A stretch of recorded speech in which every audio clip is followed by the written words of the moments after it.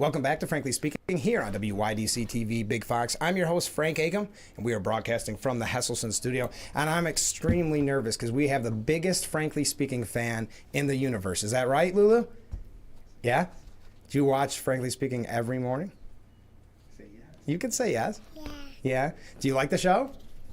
Now, I understand That's gonna kill. that, correct me if I'm wrong, tomorrow.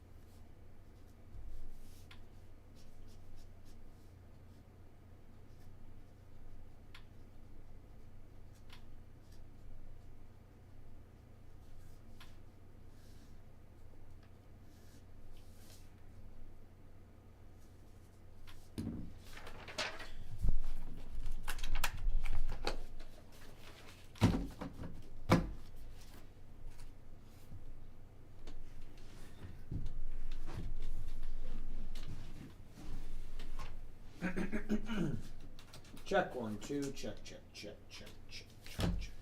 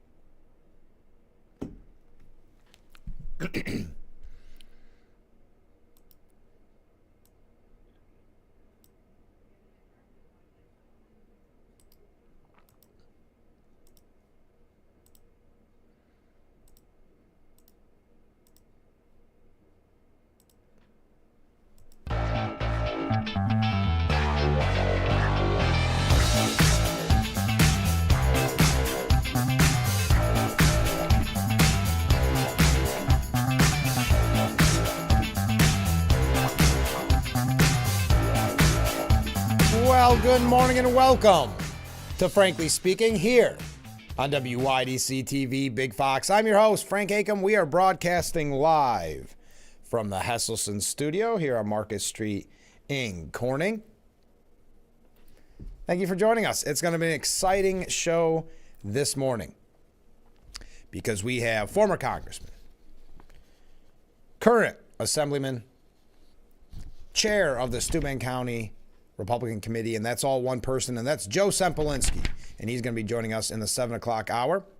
We've got a couple comments to begin the program, and we've got a lot of breaking news to get to as well. And I should mention, we do have a very special guest at 6:45 celebrating a major birthday. One of the biggest fans of Frankly Speaking. We're going to hear from her at 6:45. But first, comments from viewers. Morning, Frank. Well, good morning. This might interest you. I was standing in line at a supermarket and saw the following headline. Quote, proof that Biden was a puppet, end quote.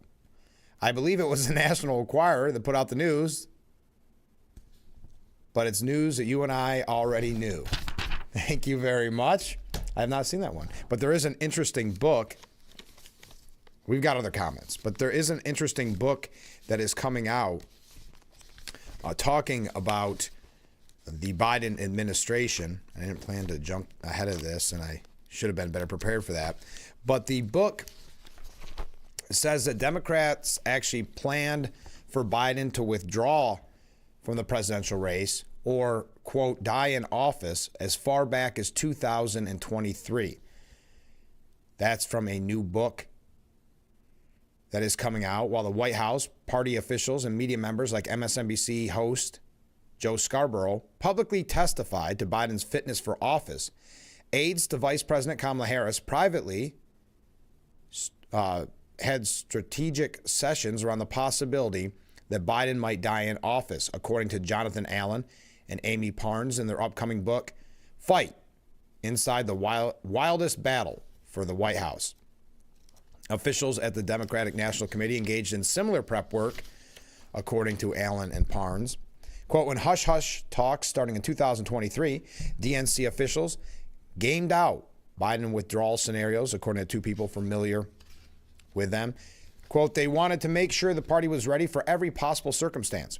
If Biden launched his campaign and then stepped aside before the primaries, if he won a bunch of primaries and then could not continue, if he secured enough delegates for winning the nomination but dropped out before winning a floor vote at the convention, and if he left a vacancy at the top of the ticket after taking the nomination.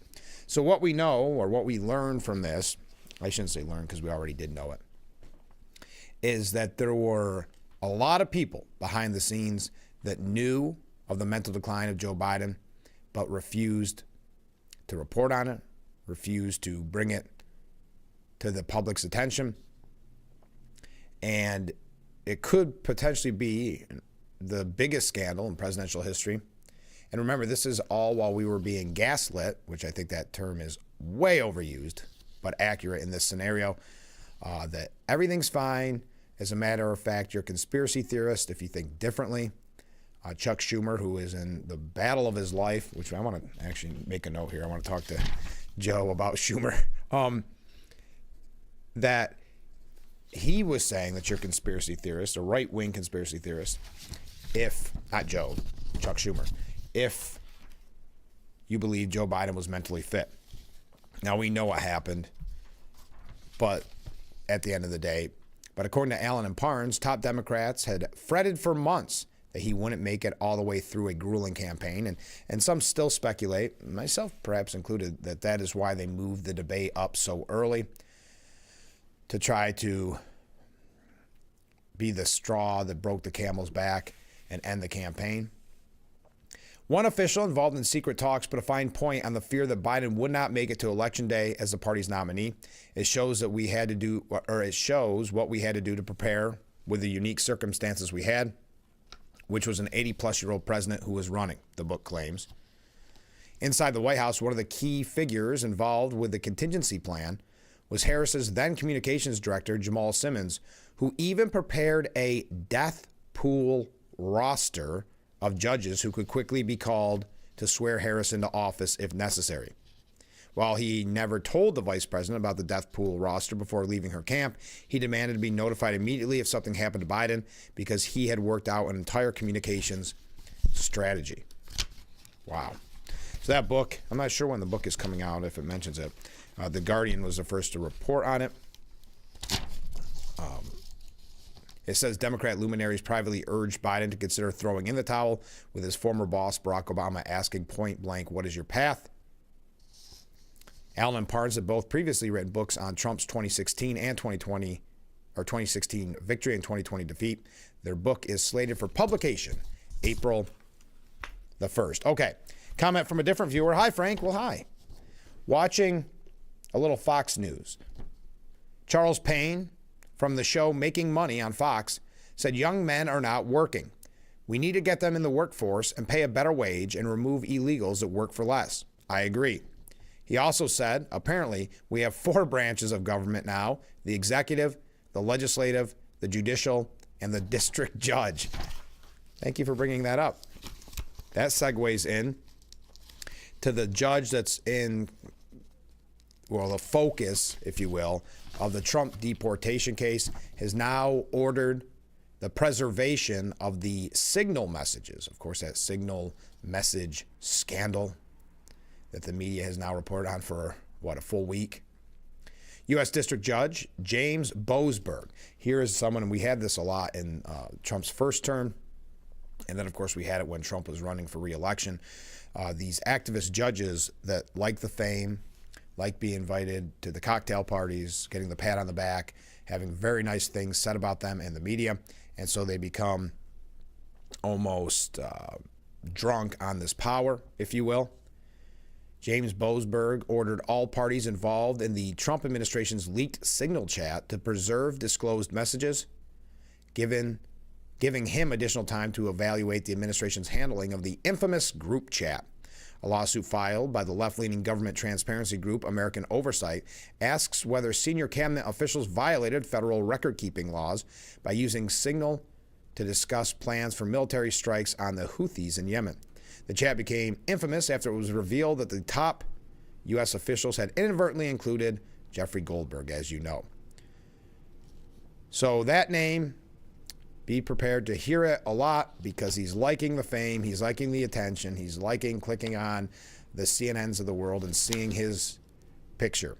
So to that viewer's point, the 4 branches of government, the executive, the legislative, the judicial, and the district judge. Comment from another viewer.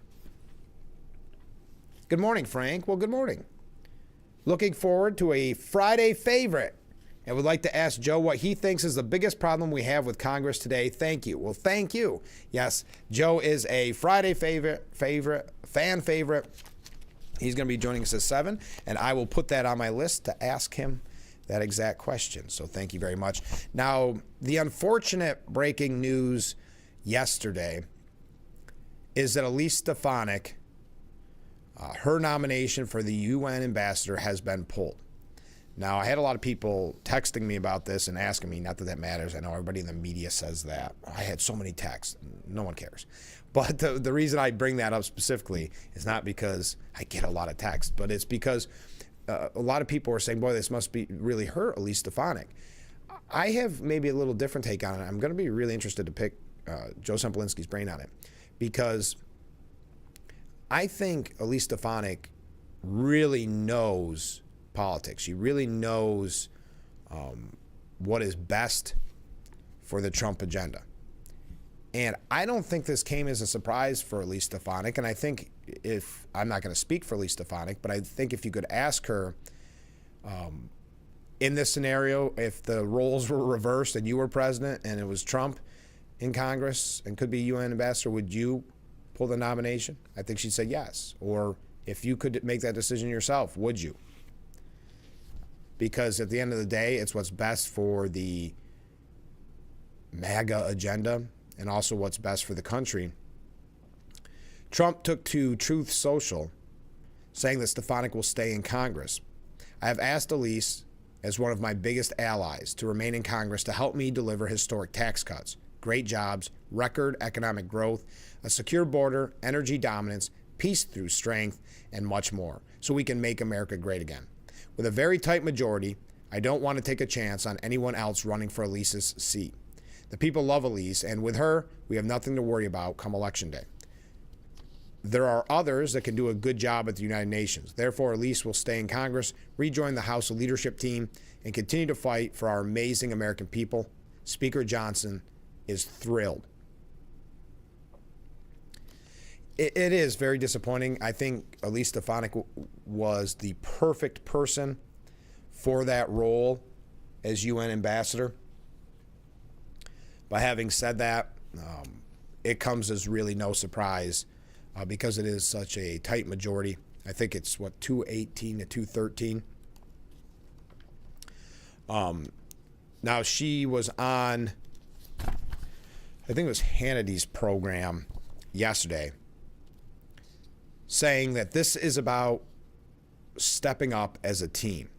I'm doing that as a leader to ensure that we can take hold of this mandate and deliver these historic results. She said that she has had multiple conversations with Trump about the decision and that she is committed to delivering results on behalf of the American people. I have been proud to be a team player. The president knows that. Now, the Congresswoman also blamed our governor, Kathy Hochul, and the highly politicized radical left for forcing Trump's hand. The reality is, as Democrats, as we see in New York State, it is totally corrupt. Kathy Hochul started threatening to move the ball on the election date, and you see a highly, highly politicized radical left trying to do everything they can to defeat the president. And that's a good point, because Governor Hochul threatened to not move the special election to primaries in June, but actually wait until November. So leave the people of the 21st Congressional District without representation for, well, if she would have been sworn in early on, almost a full year. Trying to originally wield that power. Even some Democrats were saying, boy, for a party that says we're pro-democracy, that looks very, very bad. But it did not stop Governor Hochul from making the threat and then pulling back. But that was still on the table. That's what's important to note, that was still on the table. It was not completely shelved. Governor Hochul, kind of notorious at this point for the making a threat and then being too weak to follow through on it. Stefanik continued, so it really came to a culmination today, but it was a combination of the New York corruption that we're seeing under Kathy Hochul, special elections, and the House margin. House Speaker Mike Johnson and Trump both indicated that Stefanik would be offered a spot on the GOP House leadership team, though her former position as conference chair is currently being filled by Representative Lisa McClain. The lawmaker, Elise Stefanik, wasn't specific about what post she wanted to take, but said she plans to continue speaking out. The good news is, because I'm not pending confirmation, the American people will be hearing a lot more from me, because you're limited in what you can say when you are pending confirmation. So there you are, Elise Stefanik's nomination, which is disappointing. We all know she would have done a fantastic job in that position. But taking one for the team, good for her. And as I said, I don't think this comes as any surprise for Elise Stefanik. I think she knew this was coming. It was only a matter of time, hoping, beyond hope, that she could be UN ambassador. But at the end of the day, knowing full well this was the most likely outcome. All right, we got to take a short break. Keep those comments coming in. Keep those waves coming in. And we'll be right back with Frankly Speaking here on WYDC TV, Big Fox.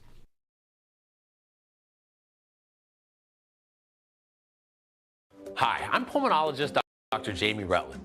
Did you know we take 20,000 breaths a day? And when we inhale, we invite all the contaminants in the room into our airways? Indoor air quality can be 5 to even 100 times worse than outdoors. Meet the Air Doctor. It's your prescription for clean air and the only hospital-grade air purifier equipped with advanced Ultra HEPA filters, proven to improve your indoor air quality and overall health. I can confidently tell you that if it's in your air, it's in your body. Check this out.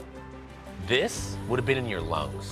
And now you can breathe better with this exclusive TV-only offer. Save 40% now on your hospital-grade Air Doctor. What makes Air Doctor hospital grade? Well, it's a triple filtration, including an ultra HEPA filter that removes virtually 100% of the smallest and most dangerous contaminants down to 0.003 microns, including mold spores, pollen, smoke, pet dander, even bacteria and viruses that make you sick. That's 100 times smaller filtration than ordinary HEPA purifiers. That means you can breathe easy, knowing your family can get relief from allergies and asthma and reduce airborne diseases. Look what the Air Doctor trapped. I wouldn't want my kids breathing this in. Air Doctor takes the guesswork out of clean air. A pre-filter captures large particles. The carbon filter removes smelly odors, dangerous gases, and harmful volatile organic compounds. The Ultra HEPA filter captures microscopic contaminants, even bacteria and viruses. And the Air Doctor smart sensors measure pollutants, automatically adjusting the filtration. It's pulling the pollutants out, it's pulling the allergens out, it's even pulling the toxic chemicals that our cleaning products leave behind. Call or go to tryair-doctor40.com now. Get 40% off our best-selling air purifier. Plus, every Air Doctor comes complete with our 30-day Breathe Better money-back guarantee. Call 1-800-313-9555. That's 1-800-313-9555. Call now. The Frankly Speaking Roof Cam, brought to you by Boss Security in Horseheads. Contact them today for all your business and home security needs. We are broadcasting live from the Hesselson studio here on Market Street in Corning. Comment from a viewer. I totally agree with you, Frank. Well, thank you. Elise will definitely have another position one day, but I think President Trump made the right decision, and I'm sure that she was prepared, and I commend her for taking it on. I agree. I think it's just a feather in her cap of an already, at 40 years old, an illustrious career with even more potential in the future. So I'm with you. I think I agree with you agreeing with me. But I do think, if anything, this proves just really the team player that she is, and understanding what the agenda was about is about, and what the election was all about. And so I commend her for it. Now, just to show you how the media works, CNN, specifically Stephen Collinson, suggests that this decision to pull her nomination from UN ambassador is the end of Trumpism as we know it, practically. Representative Elise Stefanik's swift rise was a barometer of the power of Trumpism. But a sudden interruption in her ascent reveals warning signs for the White House and caps a tough week in which the inevitable reverberations of President Trump's political shock therapy began to threaten his agenda. Trump withdrew Stefanik's nomination to serve as UN ambassador to the United Nations on Thursday, indicating concern about a special election in her seat given the already tiny Republican majority in the House.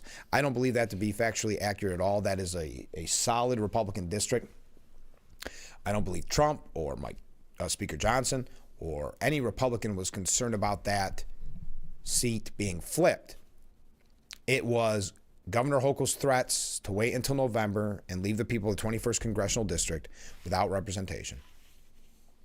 I think it was about some Republicans, and I think we're all prepared for this, and I don't really want to say it, but there are going to be some Republicans that are going to be the fly in the ointment, whether it's something isn't perfect enough as a conservative, that fly in the ointment, or the kind of rhino Republicans that have been looking for any excuse, and we mentioned this early on in the program, looking for any excuse to switch from the MAGA agenda to distance themselves from Trump.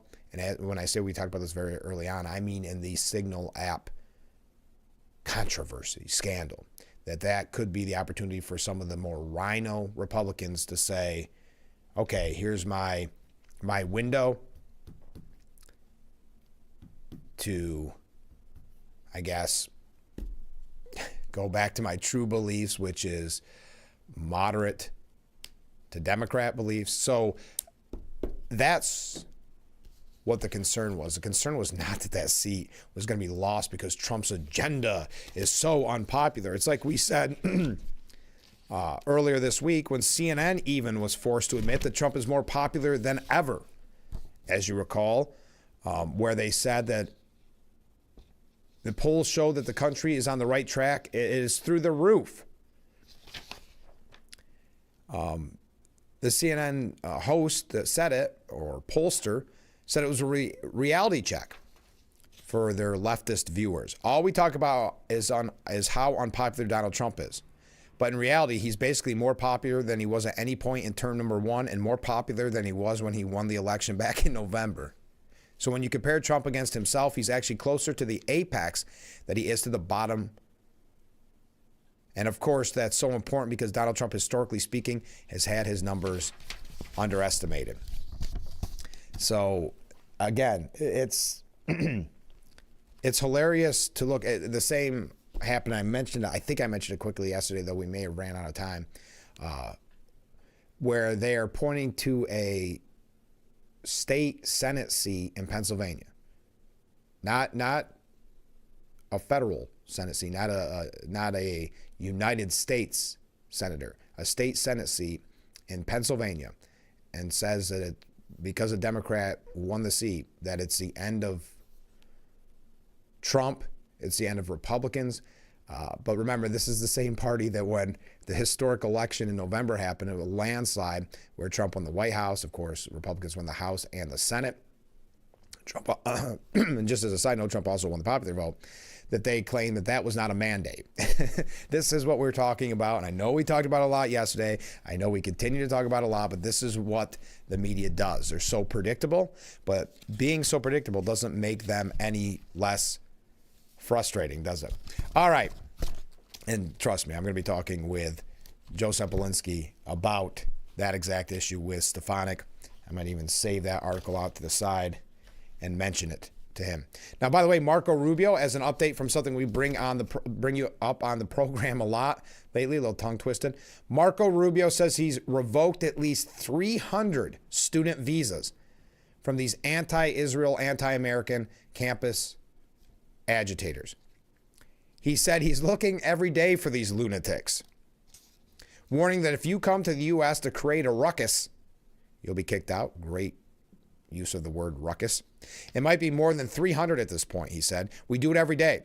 Every time I find one of these lunatics, I take away their visas, saying that there is zero tolerance for foreign visitors, including international students who support terrorist organizations or threaten national security. So kudos to Marco Rubio for looking every day for these lunatics. And that's, of course, in reference to the anti-Israel, anti-American protesters that unfortunately we talk about on a daily basis. And if we look at Columbia University, specifically the faculty, the staff very much involved as well, encouraging this anti-Semitism and this anti-Israel, anti-American protest or ruckus, as Senator Rubio said. Oh, wow. We got some in-person waves. We got some online waves. Keep them coming in. A couple other things we're going to get to here in a moment. Even a Greenland update as Vice President J.D. Vance and his wife Usha Vance look to visit Greenland. So we'll talk about that in a moment. A couple Elon Musk updates as well that I think you're really going to find interesting. And hopefully we have the opportunity to get to some New York State issues. Did you see the breaking news that there is some questions surrounding Mr. Cuomo and his right-hand woman, his top aide, Melissa Del Rosa? You probably are familiar with that name. As a matter of fact, at one point, her name was being thrown around to run for office. And just to show you how bad it is in New York City and in New York State in general, that she was the favorite in a poll, and they didn't even say what position she was running for. Well, according to bombshell testimony that was released yesterday, Andrew Cuomo and top aide Melissa Del Rosa had a, quote, emotional, romantic relationship we may get to that, but I don't want to talk too much about Cuomo this morning because we have a lot to discuss. And as I mentioned, we have a very special guest coming up in just about 20 minutes here. We're going to hear from a very special guest, a big fan, perhaps the biggest fan of Frankly Speaking. Never misses it. And she happens to be celebrating a big birthday, big milestone today. In full disclosure, we recorded it yesterday, but we wish her a happy birthday today. So stay with us. We'll be right back with Frankly Speaking here on WYDC TV. Big Fox will be right back.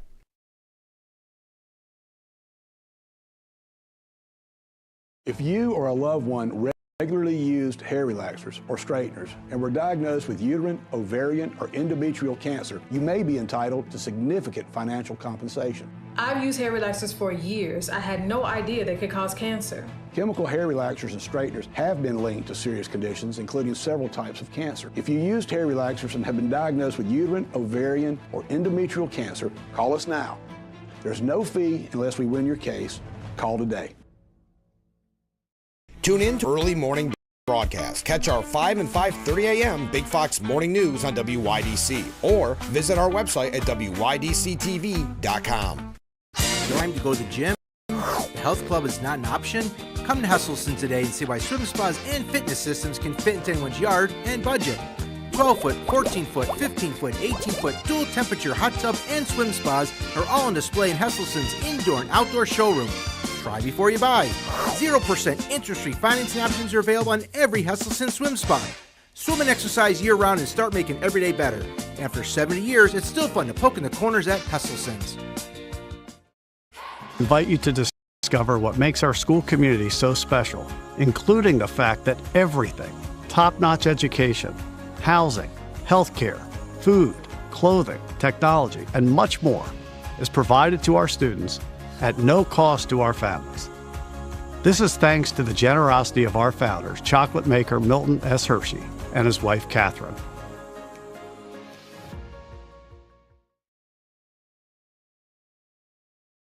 Football Show breaks down all things NFL. GMFB Overtime. Check out top highlights, player interviews, special guests, and everything in between. 5 days a week. GMFB Overtime. It's football for everyone.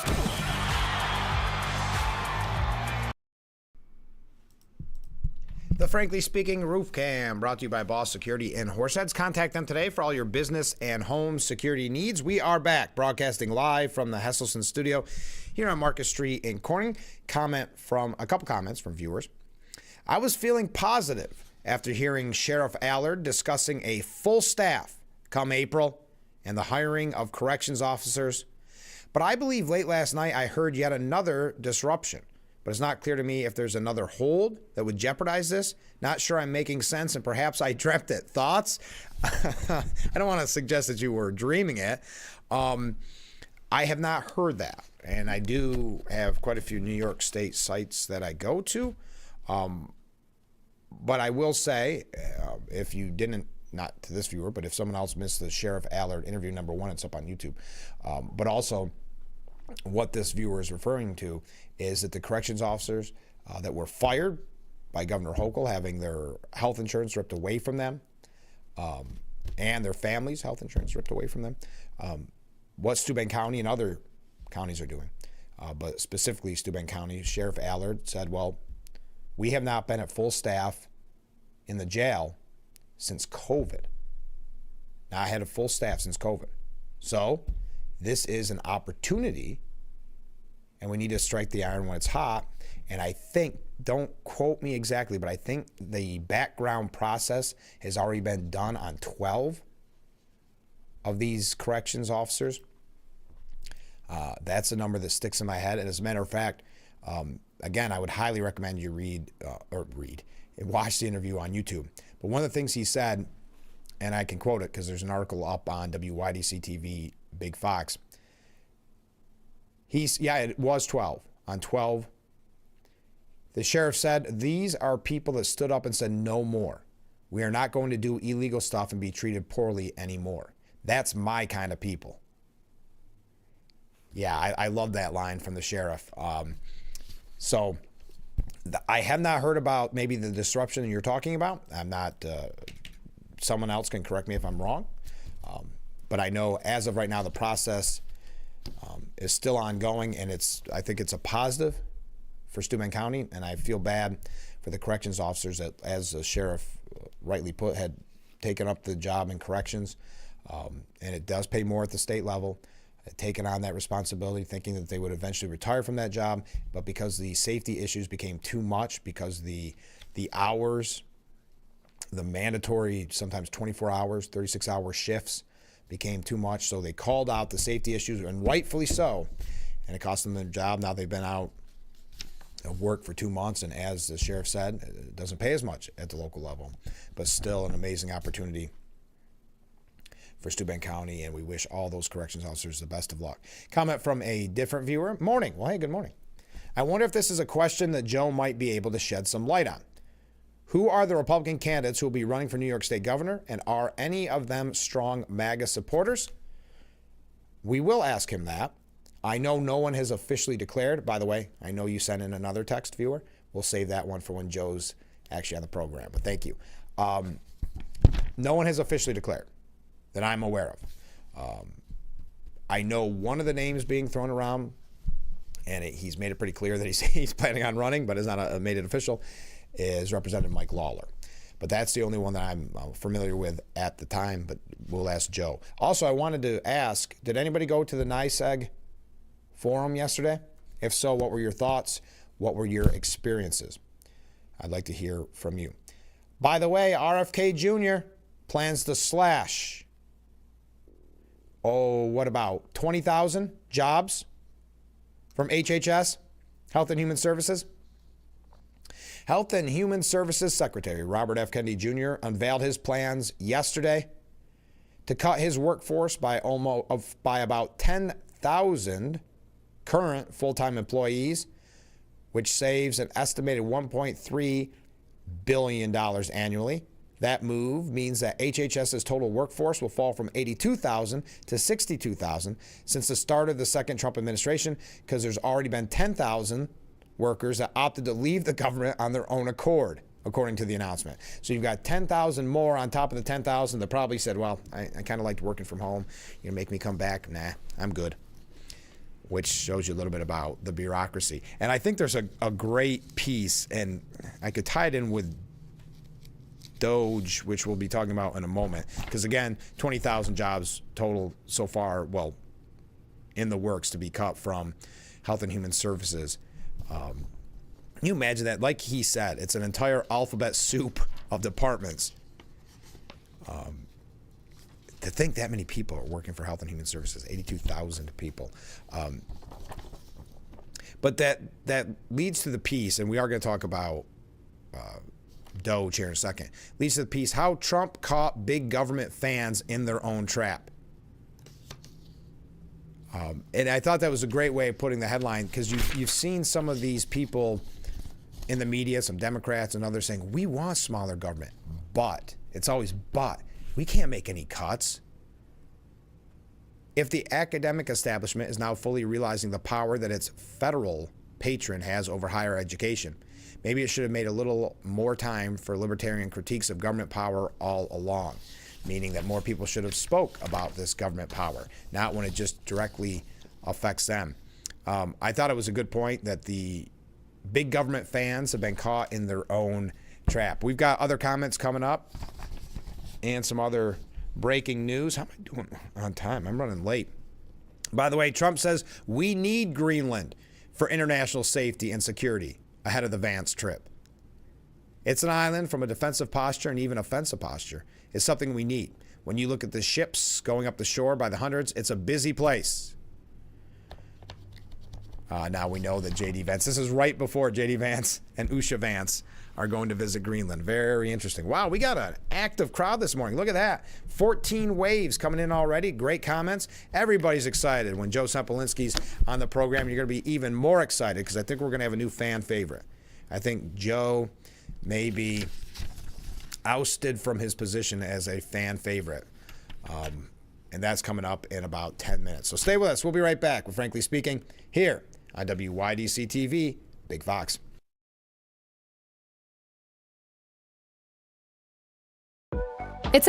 new year. And for millions of New Yorkers, that means more money in your pocket. For the second year in a row, the minimum wage in New York State has gone up. Both this year and next, the minimum wage is increasing 50 cents per hour. That means an additional $2,000 to spend on all the things you and your family need. Then, in 2027, the minimum wage will be tied to inflation, which means increases will match costs. New York's new minimum wage, putting money directly into the pockets of New Yorkers who need it most. Hard to explain what this feels like. Moving piles of earth, towing up to 4,000 pounds, cutting millions of blades of grass.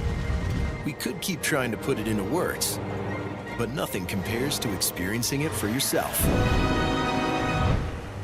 You just have to get in the seat. Right now, get 0% financing for 60 months and save up to $1,000 on select John Deere compact tractors from Lindsay Equipment.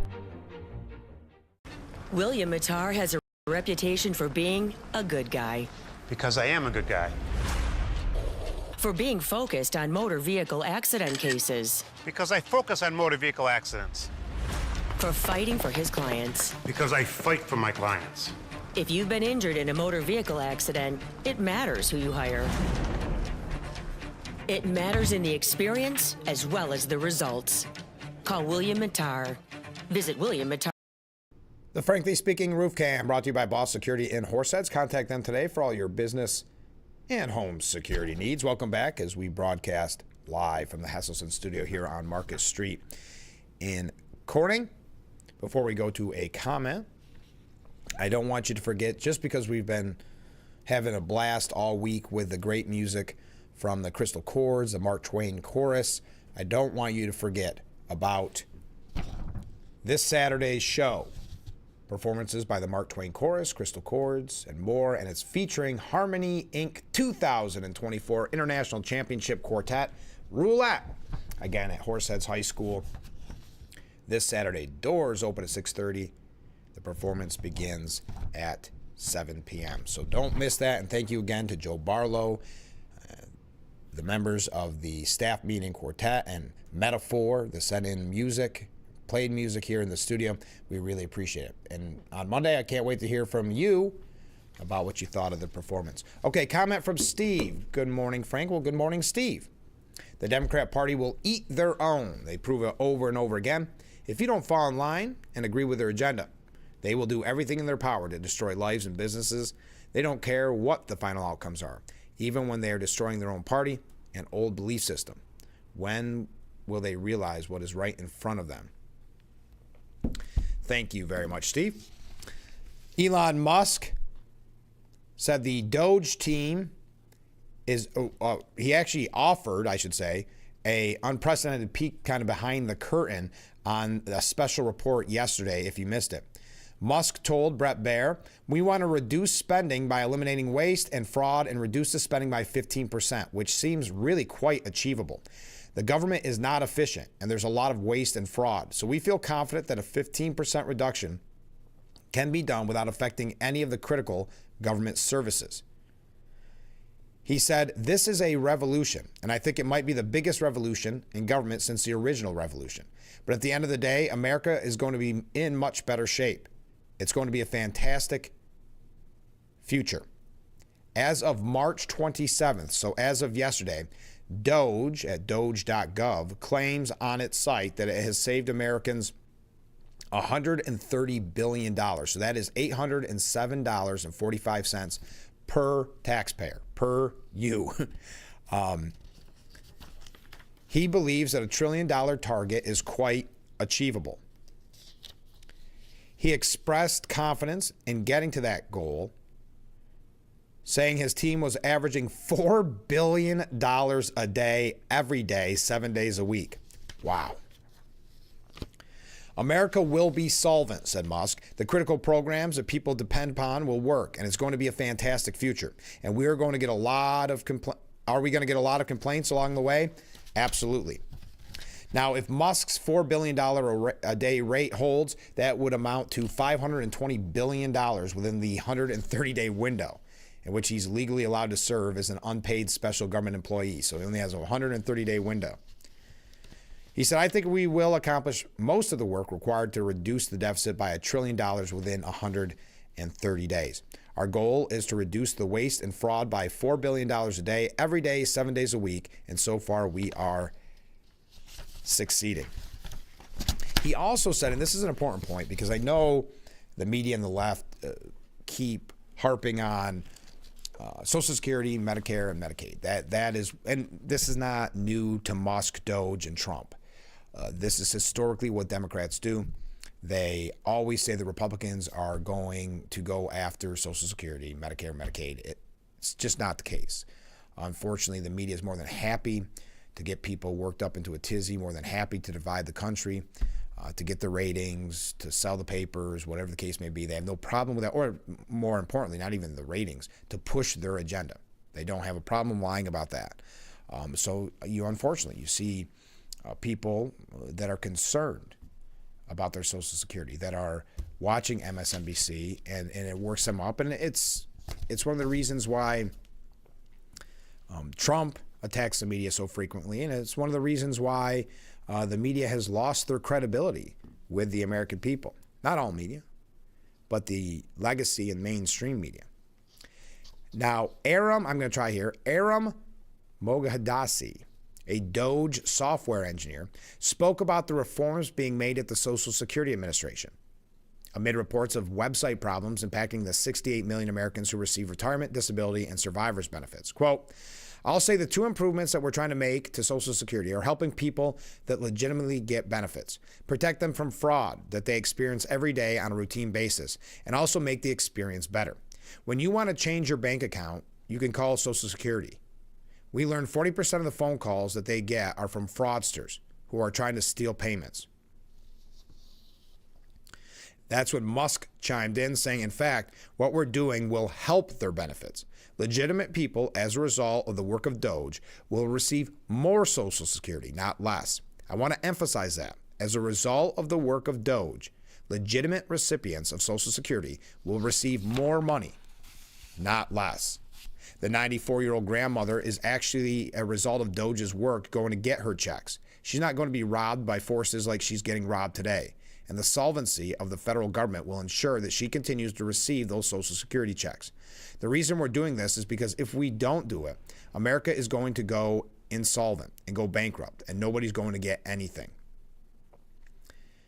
Airbnb co-founder Joe Gebbia, a fellow billionaire, discussed his work with Doge on digitizing the retirement process for government employees, which currently is done on paper, limiting retirements at about $8,000 per month. It's an injustice to civil servants who are subjected to these processes that are older than the age of half the people watching the show tonight. We really believe that the government can have an Apple Store-like experience, beautifully designed, great user experience, modern systems. Now, Elon Musk saying that he was shocked. I don't know what I did with that article, but he said he was shocked at the attacks on Tesla. Tesla dealerships. We know in upstate, it's been reported here that there is going to be, that there are going to be protests against Tesla, saying that the vandalism spree, he calls it a great wrong against a peaceful company. I think it's a great wrong that's being done to the people of Tesla and to our customers. I mean, Tesla's a peaceful company that has made great cars, great products. That's all it's done. It hasn't harmed anyone, and yet people are committing violence. A suspect was actually arrested with a Molotov cocktail attack on a Vegas Tesla dealership that, quote, has all the hallmarks of terrorism. Numerous cars also had their windows smashed, while slogans like resist were scrawled in red spray paint. Paul Hun Kim, 36, was arrested by the Las Vegas Metropolitan Police Department with the help of the FBI a week after at least 3 cars became engulfed in flames. Pam Bondi said, we won't negotiate plea deals on any anti-Tesla violence case. This was on Laura Ingram's program. She said that was remarkable police work, working with the state police, our FBI. They have been going nonstop on this case. The guy's in custody. Laura, he's facing a 5-year minimum mandatory to 20 years in prison. And this was great police work. This guy thought he got away with it. So these people better look out. They better cut it out because we're coming after you. And at my direction, there will be no negotiating with these people. We are seeking 20 years in prison. They're setting off bombs, the huge fires. Look what you're seeing, huge massive fires in residential neighborhoods at charging stations. Someone is going to get killed, a citizen is going to get killed, and these people, we are not doing any plea negotiations on them, so they better cut it out. All right, on that note, as I've been saying all morning, when we come back from break, we have a very special guest. You are not going to want to miss this. If you're out in the kitchen making breakfast or getting coffee, stop, sit down, and watch after this break, as it is arguably the biggest fan of Frankly Speaking, who's celebrating a very important birthday today. So happy birthday. We'll hear from her coming up.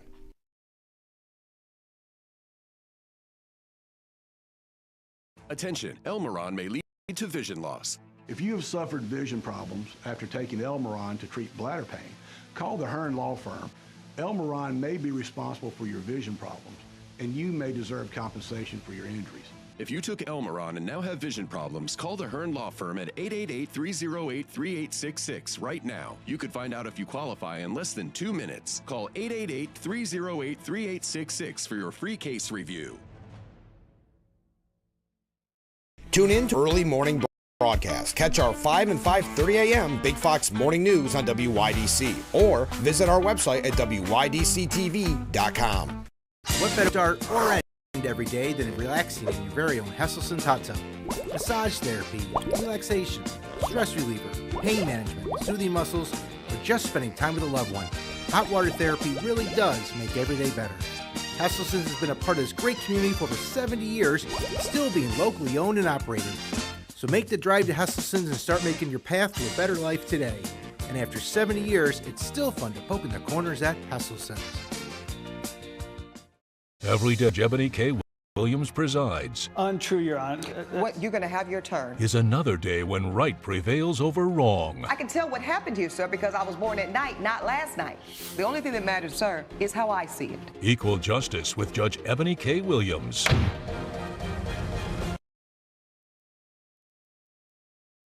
Welcome back to Frankly Speaking here on WYDC TV Big Fox. I'm your host, Frank Akam, and we are broadcasting from the Hesselson studio. And I'm extremely nervous because we have the biggest Frankly Speaking fan in the universe. Is that right, Lulu? Yeah? Do you watch Frankly Speaking every morning? Say yes. You can say yes. Yeah. Yeah? Do you like the show? Now, I understand that, correct me if I'm wrong, tomorrow is a very big day. What's tomorrow? Birthday. It's your birthday? How old are you going to be? 4 years old? No way. What are you going to do for your birthday? Have a party. You're going to have a big party? And what? Tell me about today. What are you doing today? Because it looks like you're having a lot of fun. Hey, Daddy. You're hanging out with your dad? Get to see Market Street? What do you think of the studio? Yeah, you like it? Thumbs up? Yeah. So, now, because I found out it was your birthday, can you sit there and wave at the camera for just a second? Yeah? Just wave. Wave. Okay? All right, you wave for a second. Okay? All right, here we go. Just keep waving. Have fun. There you go. I know it's a little early. And you can't eat this because your dad's taking you out to... You want to blow out the candle for your birthday early? Oh, give it another shot. There you go. There's your... What do you say? Thank you. You're welcome. Well, I'm so glad that you could be on Frankly Speaking today. Was it as fun as you thought it would be? Yeah? Well, I hope that you have a very happy birthday tomorrow and you have a fun day today. And I hope that you'll be back on the program soon, okay? Okay? Tell me how it goes when you watch it tomorrow, okay? All right. We'll be right back with Frankly Speaking. Stay with us.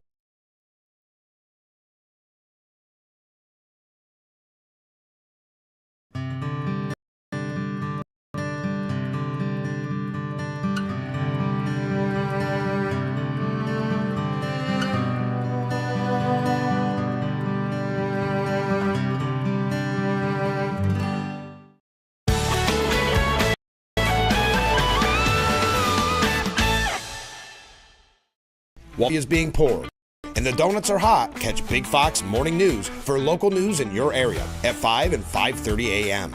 only on WYDC, or visit our website at WYDCTV.com. Big Fox News, Corning. Sheldon and Missy face off in Why can't we watch DuckTales? Because we don't learn anything. Book Smarts versus Street Smarts. Is it working? Are you feeling motivated? Very. It's the battle of twins. Life is so confusing. I always hoped it would be easier for me when I grew up. It's gonna be all right. You were faking. Bazinga. Young Sheldon. Weeknights at 6:30 on Big Fox. The Big's website is here now. WYDCTV.com. Local and national news that keeps you informed and involved. WYDCTV.com. Today's weather, up to date and in your town. WYDCTV.com. Sports news, local events, and health stories that affect you. WYDCTV.com. The Big Fox website. The Frankly Speaking Roof Cam, brought to you by Boss Security in Horseheads. Contact them today for all your business and home security needs. Thank you to Lulu for being our guest this morning. A big happy birthday, because today is her actual birthday. We recorded it yesterday. Her father is our mailman here at the station, and he makes the poor girl watch Frankly Speaking every morning. But she's the biggest fan, and we appreciate it. So happy birthday. Ken writes in, Frank, why are the Democrats so upset on eliminating waste and fraud that it forces them to lie? It's simple. One man's waste and fraud is another man's monetary compensation. Thank you very much. Very true, Ken. I couldn't agree more. That's why there is such a fight. That's why there are so many people in Washington that are upset at the cuts. And like that one piece by Rich Lowry said, Trump has painted them into a corner. Because how many times have we heard, well, we all want to cut out waste and fraud and corruption, but there's always the but. And of course, you know right then and there that they would not do anything about it. There would be nothing, especially like we're seeing with Doge and the major cuts, done by any of the kind of, as Trump would call them, swamp or the Washington elite. Yesterday, early afternoon, and then we learned more about it. The top MS-13 leader, who has been described as the worst of the worst, arrested in Virginia during the major Trump-backed operation. Pam Bondi and Kash Patel are touting the arrest of an MS-13 gang leader outside Washington, D.C., and they say he is one of the top kingpins for the brutal gang in the U.S. Henry, I don't know how you would say this, Jazu Villatoro Santos, a 24-year-old illegal migrant, was booked on weapons charges on Thursday morning after a raid near Dale City, Virginia. He is just one of 340 illegal migrants, migrant criminals, I should add, busted by a new FBI task force this month alone. All right, as an update, and I know I'm moving kind of quickly here because we do have former Congressman, current Assemblyman Joe Sempolinski joining us in the 7 o'clock hour, and we look forward to that, so get your questions in. But we've been talking about Jasmine Crockett. Jasmine Crockett is a Democrat representative from Texas who has been saying some very radical things, some very, some would say divisive things, alluding to violence against Ted Cruz, alluding to encouraging her supporters to violence against Musk. And then, of course, the despicable reference to Governor Greg Abbott, who is in a wheelchair, calling him Governor Hot Wheels. Well, Kristen Fleming has kind of a salacious clickbait headline until you read the full thing. Thanks, Jasmine Crockett. You're the absolute best at making the right look good. How much do I love Jasmine Crockett? Let me count the ways, Kristen Fleming says. Whether the Texas Congresswoman is verbally throwing down in the halls of Congress like she's angling to be Andy Cohen's favorite housewife, lip syncing on TikTok, or insulting people with disabilities, she's simply perfect. I hope she never changes. Keep shining that light all over cable news. The Democrat has been taking the country by storm with her thundering political rhetoric, shaming weaklings who aren't willing to fight against the rising tide of Trumpism. Kristen Flemings continues. In her latest bid to win the hearts and minds, Crockett called Texas Governor Greg Abbott, who uses a wheelchair after being paralyzed in 1984 when a tree fell on him, Governor Hot Wheels. I'm not going to read the whole quote because she cusses a lot. And then when people disagree with what she said, even The View disagreeing, she came out with a really kind of pathetically political statement saying, no, it wasn't about that. The wheels were in reference to the way they are using planes, trains, and automobiles to ship migrants out of the state. As a transportation enthusiast and human rights advocate, Crockett was simply swept up in the moment. So much so that she even managed to do the impossible. She got The View to actually disavow a statement from her. But if you look at the actual reporting on her, she is labeled a rising star of the Democrat Party. Again, I can't read a lot of what she says. Now, Crockett is angling for a starring role, one that is completely open as the power structure in the Democrat establishment has eroded. You can find her flooding the zone on cable news, making totally awesome TikToks in the guise of a Mortal Kombat fighter, and threatening to punch Senator Ted Cruz. Quote, I mean, this dude has to be knocked over the head, like hard, right? Like there is no niceties with him, like at all. Like you go clean off on him. That's what she said about Ted Cruz. She even promised a Crockett clapback collection on X, writing, this collection will feature various swag that includes random things I've said. So she wants to not so much be a representative as she more or less wants to be an influencer, not just on social media, but on outlets like MSNBC. Kristen Flemings is saying, I have to admit, I don't know what she stands for policy-wise, nor it seems does she, but I admire that she is truly a woman of our reality show era, where juvenile bad behavior is rewarded and exalted. A recent poll from NBC News said that 27% of registered voters say Democrats are doing a good job. The left is desperate to change course, and politicians have been auditioning to lead the party like it's a weird season of American Idol. Yes, they see the leadership void from Chuck Schumer. Crockett is jostling with the likes of Bernie Sanders and AOC, who are on the Fight the Oligarchy tour. Scandal-scarred Gavin Newsom, who is actually trying to take the leadership reins, but doing so by pretending that he's more conservative than he actually is. Funny enough, this is what she told Forbes of the GOP. This is Jasmine Crockett. When they can't come after you on substance, they revert to nasty attacks that lack any complex thoughts. That's what she said in the past. Jasmine Crockett. So as Kristen Fleming so astutely points out, did I mention how self-aware she is? Crockett is extremely effective at lobbing grenades, which somehow seem to only hurt herself and her own party. She clearly loves the limelight and will exercise zero restraint in pursuit of it. And Dems should be way more frightened of her than the GOP will ever be. And you see it because she raises so much campaign cash when she has these outlandish statements, because there's people, it's very much like the protests that we've been seeing, there's people that feed off of this, some would call it stupidity, meaning in the language that they're using, the comments that they're using, the childish attacks that they're using. But again, that's where she makes her money. That's where she gets her name recognition. And there is a very real opportunity as Chuck Schumer and Nancy Pelosi fall when it comes to actual power in leadership. They're in leadership positions, but with their actual power and sway.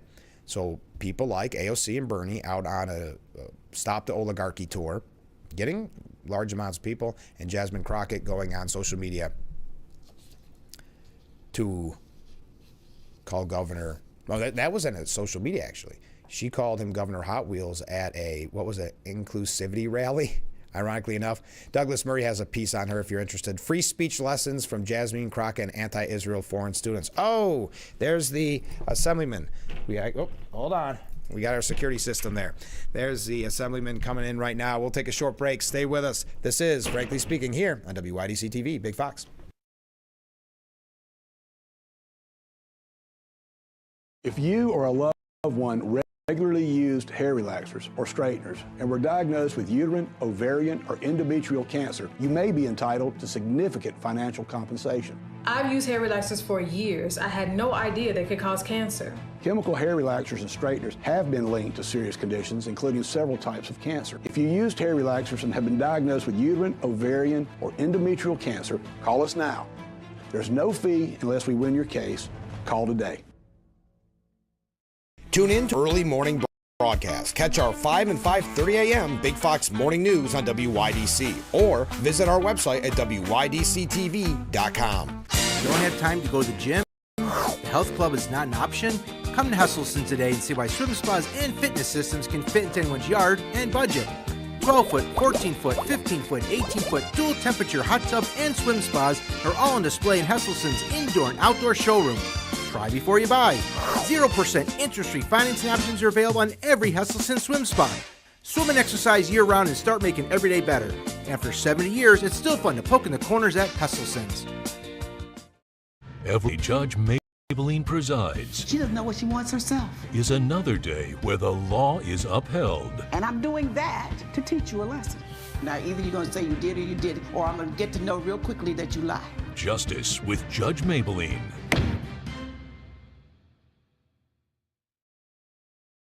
It's a season of Sherry. Having a good time has always been my #1 goal.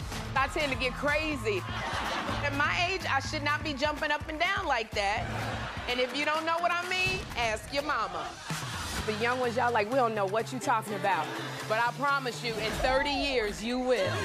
It's the best time in daytime. Weekdays at 2 p.m. on Big Fox.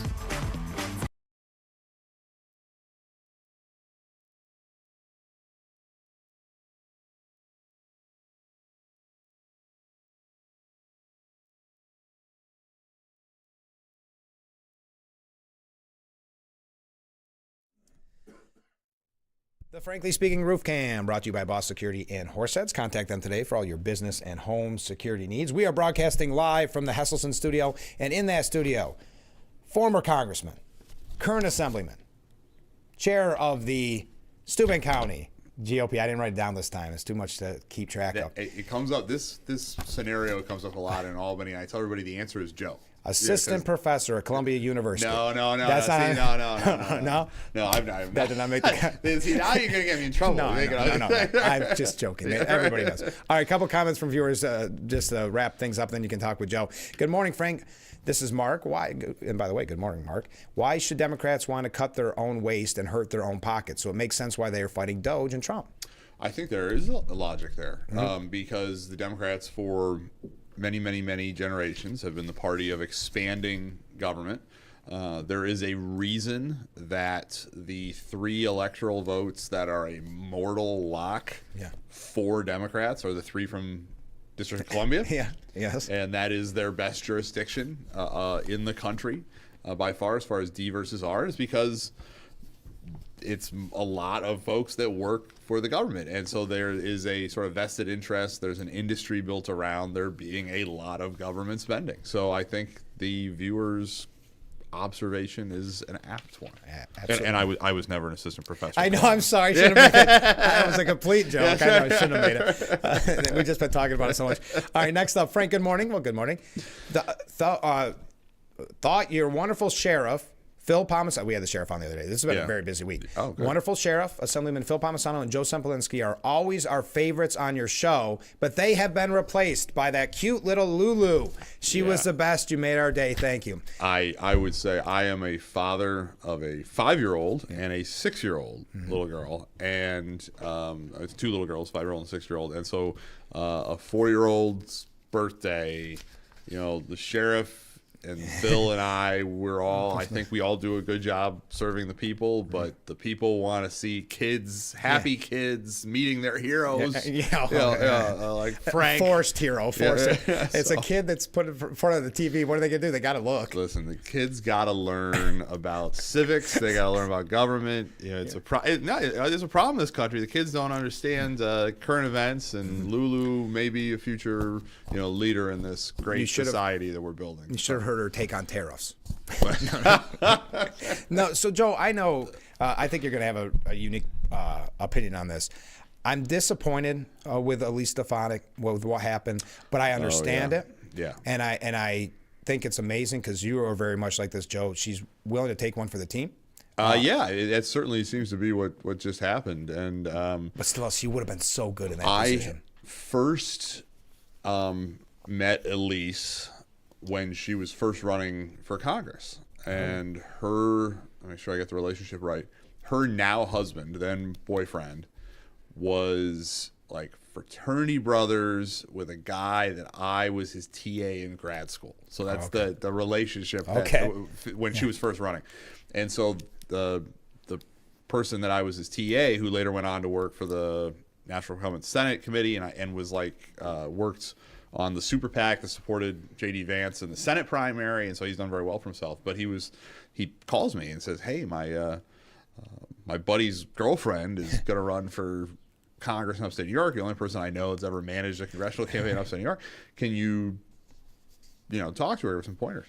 All right, sure. So we set up a phone call, and this is a long time ago. It was when she was first running, and I didn't quite know what to expect. And we ended up talking for about 45 minutes, and she was delightful. She was clearly brilliant, and I thought she would do very, very well in that race. It was a situation she was at that point challenging an incumbent Democrat in the North Country. That Democrat subsequently decided not to run for re-election, and she was able to run for an open seat. And then when I was in Congress, she reached out to me and said, "I'm going to endorse you. I'm going to support you. I'm going to put out the good word down in Washington where you don't know as many people, and help you raise money and all these things." And then when I was there, she helped show me around and get to know people. So all of the interactions I've ever had with Elise Stefanik, sort of a little bit over a very long time, have been really, I've left very positive and impressed. Obviously, there is a tight margin in the House, and so there is a electoral, political, just logic to trying to keep House members in there. I'm sure that the president must probably have somebody else in mind, but Elise apparently is going to keep serving the North Country, and she's going to keep serving in the House. I know that the Speaker said something about finding a leadership role for her. There's a little bit of flex where the Speaker can appoint somebody to a position like maybe chair of leadership or something where you can wiggle that a little bit. Yeah, because it's a missed opportunity if we don't. Yeah, because she didn't run for re-election as conference chair because the thought was she wasn't going to be there. And so I think that's probably appropriate to try and work her back in a way that you're using her talents to the full and best purpose. So I wish Elise nothing but the best, and I sort of agree with you where this is something where she is doing what appears from her perspective to be what's best for the party and what's best for the country and what's best for the president. And when the president asks you to, serve in a particular role or serve in a different role, then you sort of want to probably listen to the president. Yeah, but when you see those videos, which I sometimes watch, it pops up on my YouTube of how she handled those college professors. Yeah. Imagine that in the UN. Yeah, I served on that committee with her. Yeah, that's the Education and Labor Committee. That is where a lot of the most best clips of the really highlights of Elise Stefanik, especially the ones with the college professors, college presidents, came from. Yeah. So I did serve on that committee with Elise Stefanik when I was in Congress, and I wouldn't want to be downrange of her questioning if I had been not on my best behavior as far as things, and she revealed and really got a conversation started that I think has continued to this day about really what are these so-called elite institutions doing, and Columbia is what they're doing is they're telling Trump one thing, and then we learn over the weekend that they're doing something else, telling their faculty, who are just as radical as these anti-Semitic protesters, saying, "Don't worry, we're smarter than the president." They're going to learn a hard lesson, I think. And why are they getting that much money, by the way? Well, and a lot of these colleges, these major again, I put elite in quotes. Colleges get an enormous amount of federal money for different research projects, and some of which are, more dubious than others. Right. The idea is supposed to be that, we need the best new technology for the Defense Department, or we need the best new technology for the Energy Department, or whatever it is, and you get cutting edge researchers to do that. Sometimes it's stuff that's a little bit more in the weeds, ideological. yeah. Perhaps might be a way to say it. So I think there certainly needs to be scrutiny at and that is the fundamental driving purpose of the Doge project. Is if we're going to spend taxpayer money when we're this far in debt and this far in deficit, we should probably really take a hard look at every penny. And some of these projects are some of the easiest thing to say, is that really what we need to be spending on when we don't have any money? Right, exactly. One other thing just before we go to our first break. I thought it was interesting. So going back to Lee Stefanik, CNN, and specifically Stephen Collinson, suggests that essentially this is the end of Trumpism.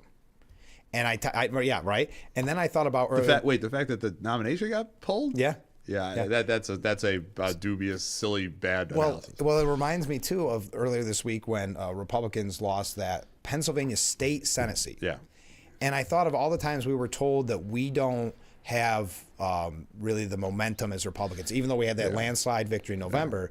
But now a state Senate seat, and they're saying it's the end of Trump and the end of MAGA. If this was really about, we're scared we're losing special elections. Right. There are 2 special elections in Florida on Tuesday. Right.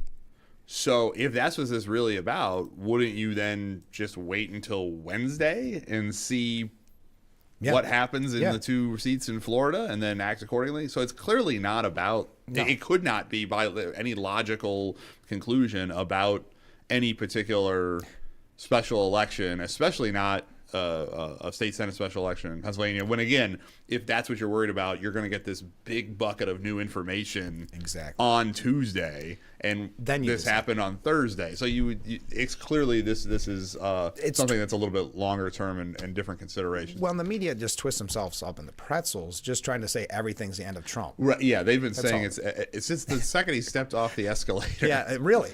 Every thing that has either been a bump in the road, and everybody's got bumps in the road, or has been something that's been manufactured into a bump in the road, or a narrative that's been sometimes just created out of whole cloth, has somehow been the end of Donald Trump. And that clearly has been wrong every time so far. And that was interesting that CNN, I'm going to run late, CNN had to admit in the polling that he's more popular now than ever. Yeah.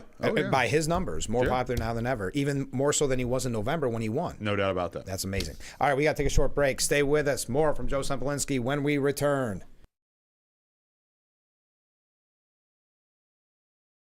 Hard water makes it hard to keep your home looking like the work of art you've always envisioned it would be. Culligan softeners reduce hard water buildup and your cleaning time, transforming every drop, every splash, every rinse into the fine art of a long-lasting clean.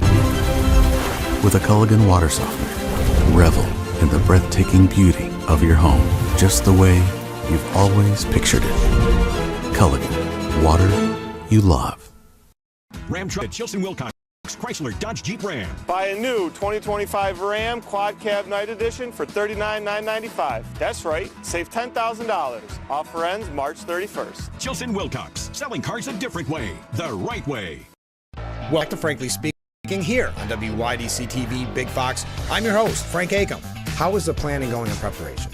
Make sure to catch Frankly Speaking only on AM Big Fox News WYDC or visit our website at WYDCTV.com. Welcome back to Frankly Speaking here on WYDC TV Big Fox. I'm your host, Frank Acom.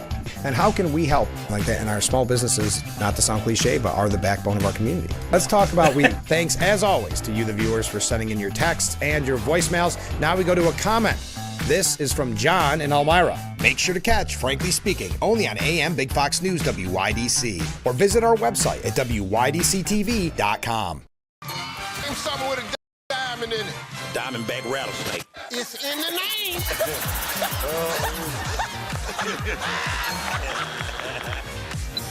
Name a low-calorie food you might make your edible underwear out of. Salmon. Watch it weeknights. Share it the next day. Wild caught Norwegian teriyaki. Share in the fun. Weeknights on Family Feud. 7 and 7:30.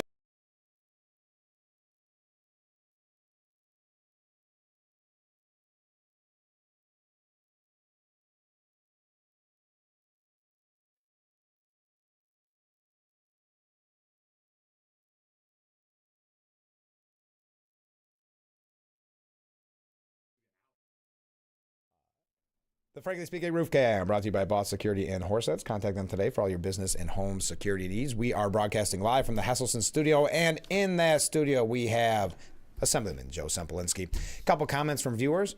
This is in reference to Elise Stefanik. Wow, a real selfless act for the party and the country. Not quite as good as Biden, where he saved the country from Democrats. This will be rewarded in the future. I think, Elise Stefanik has no worries. No, Elise, it clearly is not going anywhere. She's still going to be in the House, and I would not.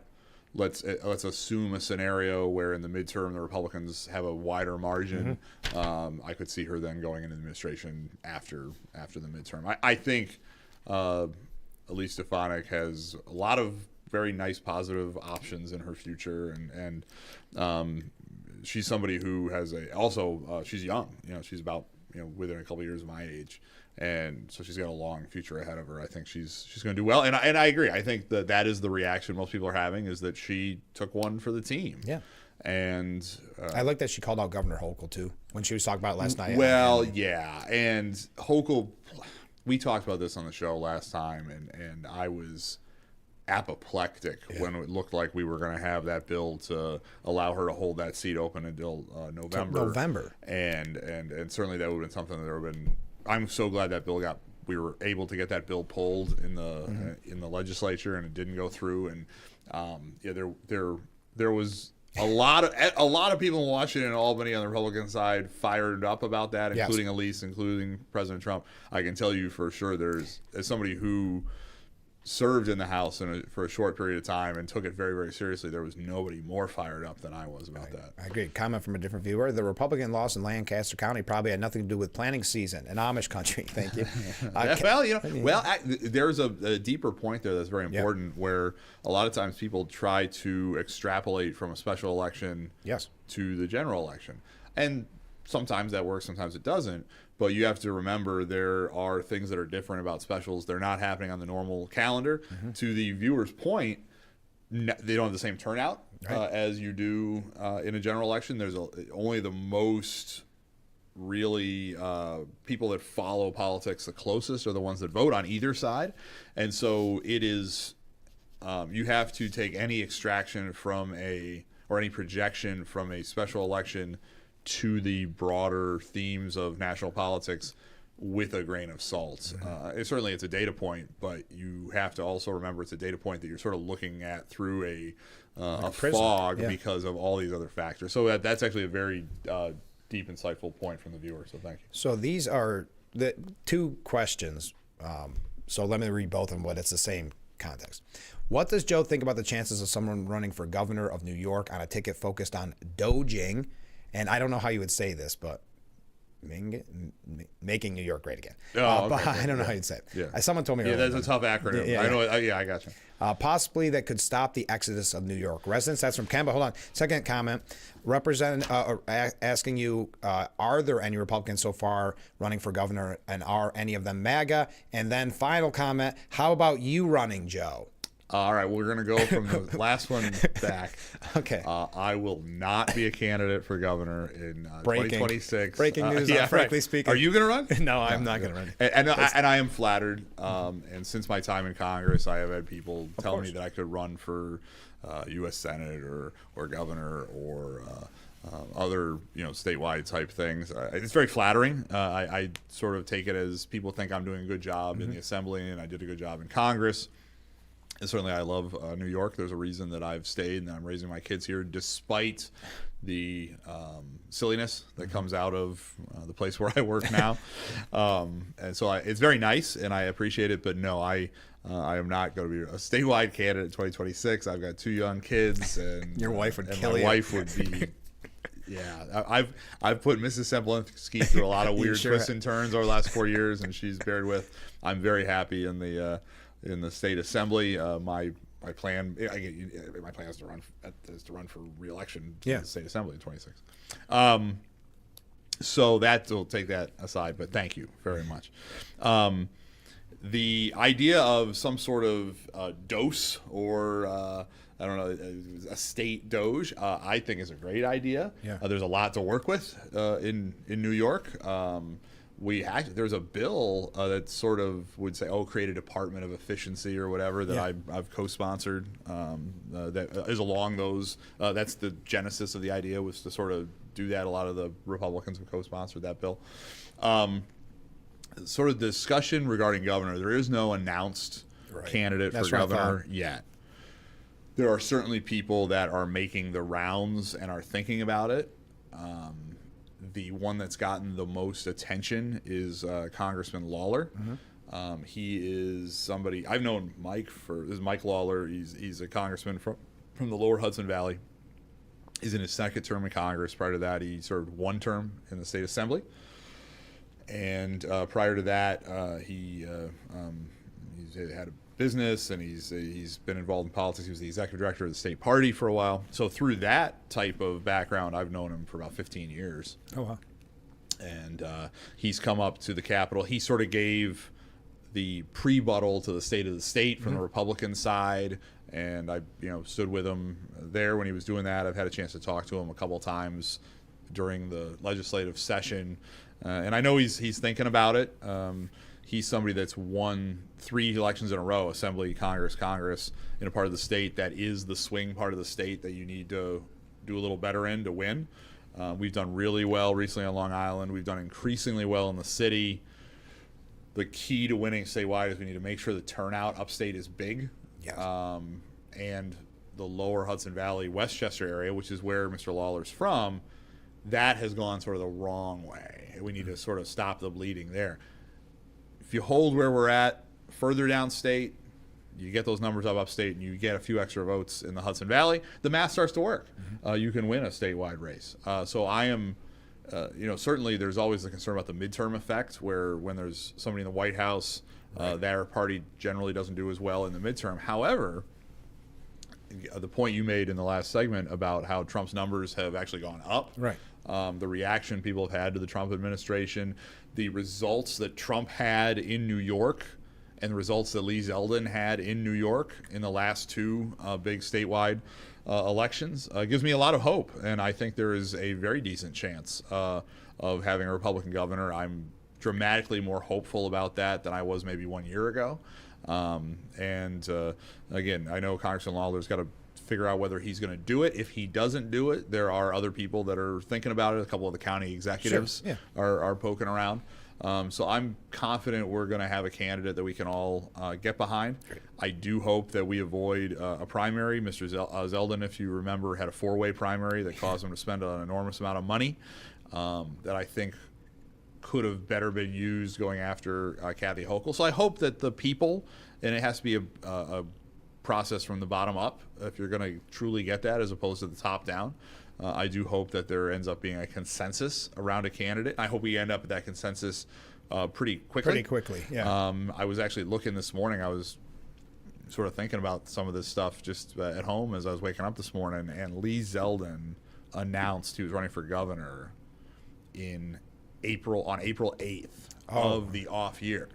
So we are a week and a half out from the point in the cycle when Lee got in the race. Wow. So I hope that whether it's the people I've alluded to or mentioned or anyone else that is a serious candidate, that they really start making practical, serious moves sooner rather than later. We saw the results from Lee from getting in the race far earlier than other candidates. And that hard work. And not wasting that time. Using that time to get around the state and to raise money and raise his profile, and you saw the results.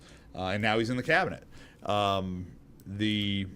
That timeline is starting again, April 8th of the off year before the election is when Lee got in. So we're getting to the point where I would want all candidates to start making some really serious decisions. In the past, it just seems like we waited till the end, and without the name recognition, it was an impossible battle. I will give kudos to now Congressman Langworthy, because when Nick was the Erie County chairman and he ran for state chair, and I was the Subin chair, and he asked me for his support to become state chairman, and I did. I supported him when he ran, and my ask was, I need you to start the process on these statewide candidates earlier. And I remember having a meeting like early spring of 21, and we had like 20 different people that were even thinking about maybe ever look in the mirror once and thought about being governor. They all came to talk to us, and I remember talking to Nick after the meeting and say, listen, that was the one thing I asked you to do, start this earlier. This is the earliest we've ever started it. I appreciate it. And I think that decision to do that paid off a year and a half later, where we had our best statewide race in a generation. So kudos to former chairman, now my successor in Congress, Mr. Langworthy, on how he handled that. Comment from a different viewer. Biggest problem we have with Congress today? The biggest problem we have is turning into like Congress today. Actor studio. I'm asking that's right. Yeah. If you went to the pearly gates. No, that's an interesting question. I think the biggest problem we have with Congress today is, and some people have been alluding to this with Elise, is you have, and I think this is sort of more of a societal problem than a political problem, whatever. You need to have in a legislative body people that care about the common good more than they care about themselves, more than they care about being on television, although I'm on television right now, so it's funny to say that. Don't knock television. That's right, television's great. But more than they care about their own publicity, more than they care about their own career, more than they care about making money, or getting a book deal, or magically trading stocks. But people that are truly there to serve the Republic and preserve the Republic and make the Republic prosperous. And I would say that I don't think that's a partisan issue. I think that there are people of goodwill of a variety of different ideological perspectives. Some of them I think are very misguided. Sure. And their policies are destructive, and I would fight their policies. But the first step is being earnest about your purpose, and the first step is caring about the people and the health of our institutions, and being willing to have self-sacrifice to do that. So I think that's why the Elise Stefanik decision is resonating with people. I think that's why my story, as my sort of latter-day Mr. Smith Goes to Washington biography, has resonated with people, is because that's what people want to see, is people who are public servants serving the public as opposed to serving themselves. It was a great question, right? That was an excellent question. Comment from a different viewer, which is also excellent. They're all excellent. All our questions are excellent. Some are more excellent than others. I don't want to realize that we have to keep setting the bar. That's right. No, everything. We're going. This is like Plato's Academy here. We're finding truth here in the hot tub at the Heselson studio. That's funny. Hochul claims she complied with ICE to get criminal illegals out, but not the other ones. What is your thoughts on that? Yeah, she had a comment a few months ago saying, "Well, I'll be the first one to call ICE if there's a crime." And then has not revoked New York State's sanctuary status. You really can't do those two things at the same time. We had an interesting situation or moment in Albany. Tom Homan came to talk to the Republicans in the state legislature. I heard about that. And that was because he's a superstar, by the way. It was really interesting hearing things from the horse's mouth, and we had a chance to him to talk to all the Republicans in the Assembly and Senate behind closed doors, just giving us an update. And then we did a public press conference where he took questions from the press and protesters yelling at him afterwards and all those sorts of things. So it was very, there was an open, very open part of it as well. That came about because Mr. Homan, I believe, grew up in the Thousand Islands area of New York, and he grew up with Assemblyman Gray, one of my colleagues in the State Assembly Republican Conference. And so they're like they grew up together. Yeah. And so he's like, next time you're in New York, can you come to the Capitol and tell us what's going on? And he obliged his childhood buddy, and we were able to hear from him what he's dealing with and his perspective from him, as opposed to filtered through the media, because obviously he's in some circles a controversial guy, and I think he sort of enjoys that. He eats it up. It's so fun to watch. And so hearing it directly from him was an interesting opportunity, and also his commentary, which he also said in public during the press conference about what Kathy Hochul's cooperation or non-cooperation with, and he emphasized to us behind closed doors and to the public that his goal is getting the worst of the worst criminals, people who are members of these violent gangs, people who are murderers, rapists, predators of a variety of nature, getting them first and dealing with that first. And so if you're not helping getting rid of murderers and rapists, why wouldn't you want them out of the country? That I don't understand. Just like why would you not want to cut waste, fraud, and corruption? Right. They're on the wrong side of these arguments. Yeah, we can have discussions about particular programs. We can have discussions about legal immigration and these sort of things, and legitimate asylum seekers and all that. But people that have committed horrific other crimes, things that are just wasteful or duplicative, why are we having fights about these things? Doesn't make any sense. And by the way, and a viewer brought this to my attention, but I actually meant to bring it up before you came on the program, Joe, but out of Rochester, New York, Sanctuary City Mayor said that the police chief actually scolded the police chief for assisting Border Patrol officers who called for backup. She said it's against our policy. Just to give you an idea of what we're dealing with. That doesn't even need a comment. All right, we got to take a short break. Stay with us. We'll be right back with Frankly Speaking.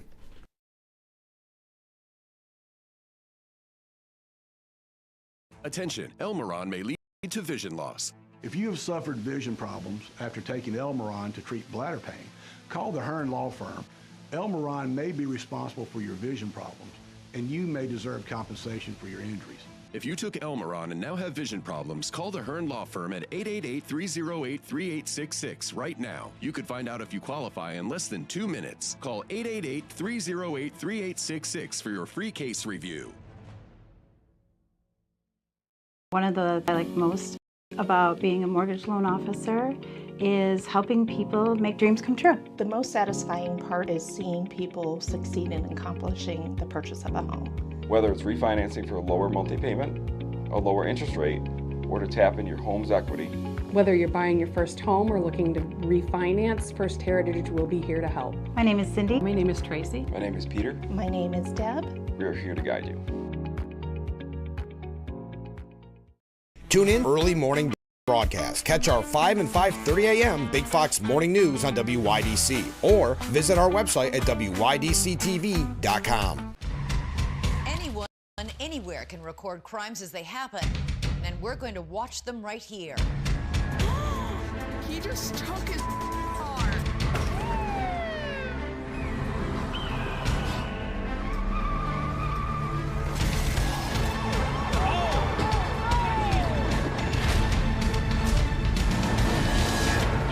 With cameras everywhere, you can run, but you can't hide. Watch iCrime. Every Judge Mathis presides Don't you ever form your mouth to talk to me like that. What's wrong with you? is another day when someone gets what they deserve. I throw you out my courtroom talking crazy like that. Mathis Court with Judge Mathis.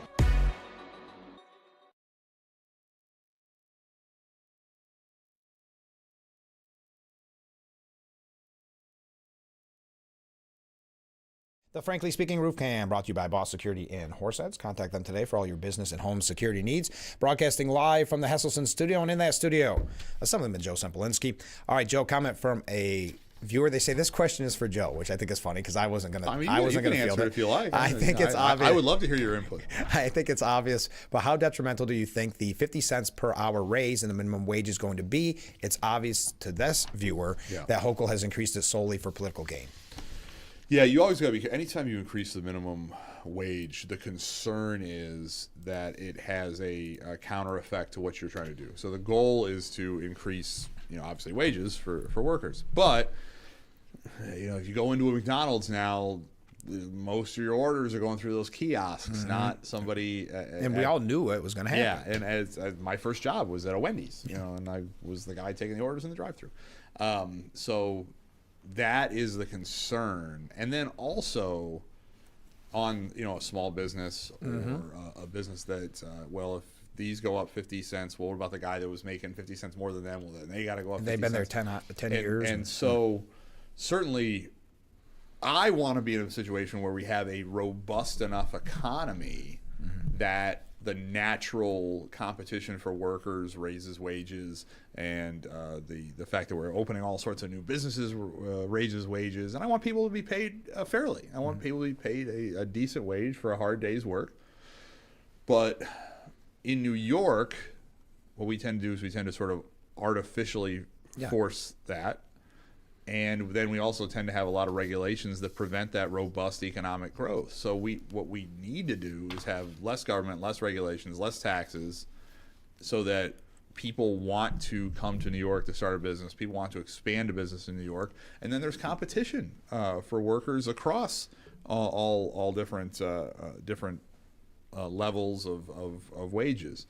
And so we don't do a good job with that. But yeah, anytime you're dealing with a minimum wage increase, you've got to be sort of very careful about what are the unintended consequences for people, and are you maybe raising wages for some and freezing others out of the workforce. That has to be handled in a very thoughtful, meticulous way, and the New York State government and the federal government are not historically thoughtful and meticulous in how they handle things. Another comment. You get a lot of comments from viewers and questions. That's good. It means somebody's on the other end of the camera. Exactly. Good. Good morning and happy Friday. Question for Joe. Yeah, usually I'm here on Thursday. Yeah, that's right. Friday, yeah. Yes.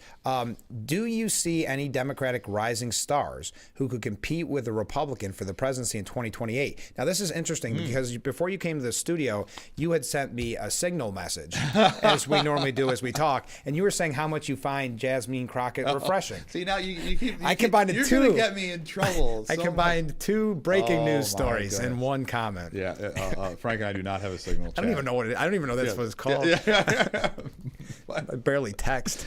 We're getting actually, all joking aside, we're getting really good questions. Yeah. We usually get good questions on this absolutely. show. This has been really top level Yeah. questions. This is a real problem for the Democrats. Clearly. You can't beat somebody with nobody. That's an axiom of politics. Yes. Like the situation could be in your favor, whatever. If they got somebody and you got nothing, it doesn't work. Now, Donald Trump is term limited. Yeah. So the Republicans are going to need somebody to replace Donald Trump. That's a legitimate issue for the Republicans. I think at this point the clear favorite is Vice President Vance. If you wanted me to guess who the Republican nominee is next time, it's probably Vice President Vance. We're a long way from here to there, but at least there's somebody you can point to as like, that's the prohibitive favorite. We'll see what happens, but he's the guy that's sort of sitting there as the heir apparent. Yep.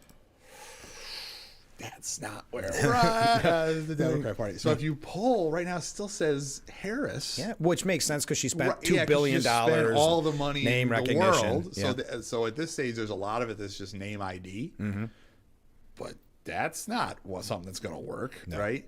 And then Mayor Pete, is in there. They and it's try like that guy force him on everybody, and it doesn't work. And I've said this, I think, before in the program. The Secretary of Transportation is like the umpire at a Major League Baseball game. Yeah. If you know his name, he's not doing a good job. Right, exactly. That's a very good point. And so we all know Mr. Pete. Yep, and exactly. it's because he didn't do a very good job. No. So if that's who you want to put up, okay, all right, well, there you got some problems there. Yeah. And then you get below that, and it's like 4%, 3%, and we're talking about people like AOC. Oh, and did you see the New York Times come out with that? Not endorsing her. Yeah, but just talking about AOC basically saying 28? put her in leadership position, and then, wow. I mean, if the Democrats were on AOC, the Republican nominee, whether it's Vance or anybody else, whether it's this mug, yeah, I know, they're going to get 400 electoral votes. Pete Hegseth? Yeah, right. Yeah, hey, maybe, who knows? I don't know. So you've got a situation where on the Republican side, you have a crop of young, up-and-coming people that you could point to and say, okay, they could be brilliant people, too. You could imagine very easily J.D. Vance. Again, I think Vance is vice president. That's why, and I think he's the one that's in that inside lane. But you could talk about Secretary Rubio. You could talk about some of these other cabinet secretaries. You could talk about people from the legislature, talk about governors. We've got a crop of young, aggressive people that you could imagine stepping into that role and not go, oh, that doesn't fit. The Dems are in disarray, and where some of the folks lead to, like an AOC, is doubling down on what cost them. Yeah. I was just going to say, did you see Tim Walz saying, if they need me, I'll step in? That guy is a disaster. Yeah. When he suggested like people are calling for him to run for president, or anybody would. The guy in the mirror. Yeah, I think is the only. Not even your guy. wife. Yeah, no, I mean. Unbelievable. We don't need to spend time on waste time on that. Yeah. But that shows the status of the conversation where, that's somebody that's still circulating around, somebody who is a really unsuccessful VP candidate, and so they're in a deep problem now. It's spring of 25. Oh, right. Yeah. The election is in November of 28. Yeah, think of someone like Obama who came from out of nowhere. No, that's two eternities in politics. We got the midterms. We've got whatever events happen. You got the economy between now. You cannot predict that far out. 3.5 years ago, I was doing some stuff that it's a long time. You always did. Yeah, it's okay. It's perfect. I got so excited. All right, you made it worse. So you have. That long time, you just don't know what's going to happen. But if you said to me today, which party from a recruiting standpoint is in a better space going into the next presidential election by an enormous margin, it's the Republican Party. And I think even Democrats would have to admit that, no matter what they want to talk about some of these goofballs running. Well, keep these great questions coming in. We're going to take a short break. Fantastic questions. Stay with us. This is Frankly Speaking.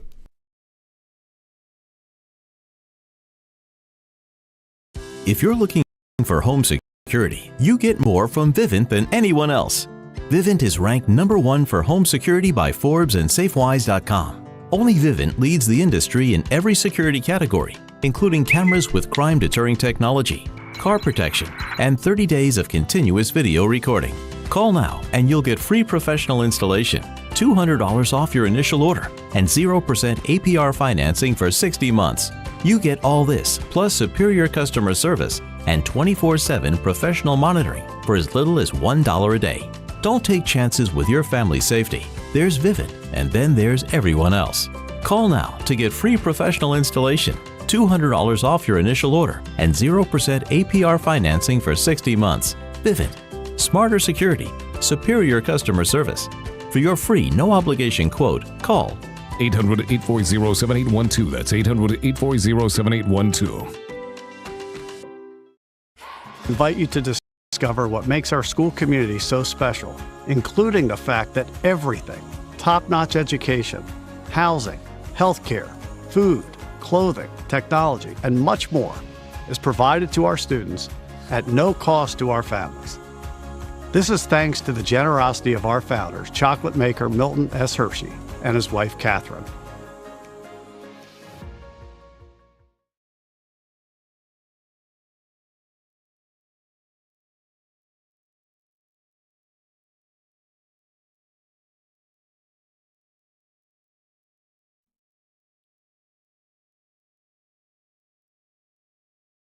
The Frankly Speaking Roof Cam, brought to you by Boss Security in Horseheads. Contact them today for all your business and home security needs. Joe, I think we're starting to get a little too philosophical as we broadcast live from the Heselson studio. No, you haven't heard this next question. Oh, I haven't heard the next one. Oh, we're going deep. This is a deep cut too. Right. Good morning, Frank. I will throw the curveball here. Oh. I would like to know what Joe's thoughts and insights are on the Pine City case of Peanut and the raccoon. Do you remember that story? I do. Does he feel that this was a case of government interference in this family's life? So, did you expect that this morning? Number one. Okay. But I have a little anecdote. Okay. Because I did think it was government overreach. I did too. Yeah. You bust in, you kill a guy's animals. That's not enforcing an environmental regulation. That was overkill, literal overkill. It didn't need to happen. I tweeted at the time, I think the tweets should still be there, you know, as the former congressman of Peanut the Squirrel or whatever, I'm appalled by the DC's actions. It was the highest performing tweet of my assembly campaign. It did funny. the best numbers. And I think the reason it did is, one, it had funny names as animals or whatever. And but it was an example of the frustration people have in the state of New York with their government and with the Department of Environmental Conservation in particular. And it was such a stark example of, hey, this is what the government can do to you. You know, they don't like you, they bust in, they kill you. And I don't like what happened. I'm talking on a political point of view here, that it was perfect timing because of when the election was. Yeah. I'm just saying on a political. Yeah, it was like a week or two before the election. Yeah, they're bringing it up at the Madison Square Garden rally, which, by the way, was supposed to destroy Trump, if you recall. Neil Gorsuch brought it up. Yeah. It really, you can get something that has a little bit of quirkiness to it. I guess people pay attention, and then they realize it's a case study in a much bigger issue that they've been concerned about. That's a very powerful narrative. So literally, I made a joke that I was these animals' former congressman, which I was. Yeah. Obviously, animals can't vote, but whatever. It literally was the highest numbers of any tweet of the assembly campaign window. Yeah. All right, so everybody's asking these great questions. I've got to step in. Mine's not going to be a great question, but we got to talk about Schumer.